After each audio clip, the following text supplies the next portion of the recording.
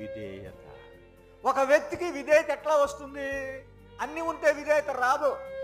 కుటుంబంలో వెండి ఉంది, బంగారం ఉంది, ఆస్తిపాస్తులు ఉంది, లగ్జరీస్ లైఫ్ ఉంది, అన్నీ ఉన్నాయి, ఉద్యోగం ఉంది, పిల్లలు ఉన్నారు, చదువులు ఉన్నాయి, ఆర్థికంగా బలపడినవాడుగా ఉన్నాడు, స్థలాలు ఉన్నాయి, పొలాలు ఉన్నాయి, భూములు ఉన్నాయి, పంట ఉంది, ధాన్యం ఉంది, మంచి మంచి వస్త్రాలు అన్నీ ఉన్నాయి.